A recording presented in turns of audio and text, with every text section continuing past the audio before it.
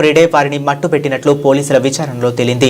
జంట హత్యలకు పాల్పడిన నిందితుడి ఆచూకీ కోసం పోలీసులు గాలిస్తున్నారు. హత్యకు గురైన యువకుడిని మధ్యప్రదేశ్కు చెందిన అంకిత్ సాకేత్ గా, యువతిని ఛత్తీస్గఢ్కు చెందిన బిందుగా గుర్తించారు.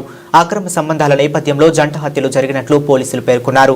నానక్రామ్గూడలో ఉంటున్న అంకిత్ కు ఎల్బీ నగర్ లో ఉంటున్న బిందుకు కొన్నేళ్ల క్రితం ఏర్పడిన పరిచయం అక్రమ సంబంధానికి దారితీసింది. బిందుకు పెళ్లై 3 పిల్లలు ఉన్నప్పటికీ అంకిత్ తో వివాహేతర సంబంధం కొనసాగిస్తూ మరో యువకుడితో ఎఫ్ఐఆర్ పెట్టుకుంది.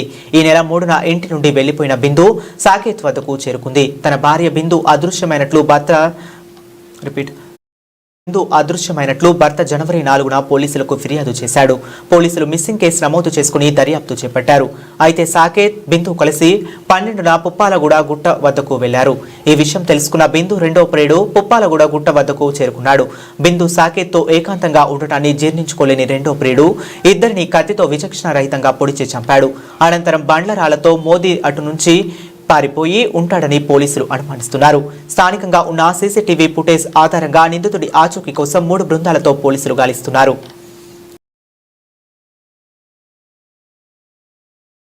నార్సింగి పోలీస్ స్టేషన్ లిమిట్స్ లో పుప్పాలగూడ గ్రామ పంచాయతీ లిమిట్స్ లో ఇది ఒక వాడి వదిలేసి వెళ్లిన స్టోన్ క్రషర్స్. ఈ ఏరియాలో పైన గుట్ట మీదకి పిల్లలు కొంతమంది సన్ రైజ్ చూద్దామని వచ్చి కింద బాడీ ఉన్నప్పుడు చూసి పోలీస్ స్టేషన్కి ఫోన్ చేయడం, మన పోలీస్ ఇక్కడ రావడం జరిగింది.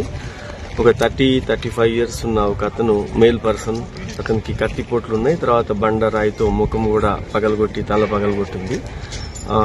ఆ బాడీకి చూసి దాన్ని మనం ఇన్వెస్టిగేషన్ స్టార్ట్ చేసిన తర్వాత 60 మీటర్స్ దూరంలోనే ఇంకోలో ఉన్నాం. లేబర్ చేస్తుంటాడు అనేది ప్రాథమికంగా బట్టలు, షూని బట్టి ఒక ఐడెంటిటీ ఉంది అతను.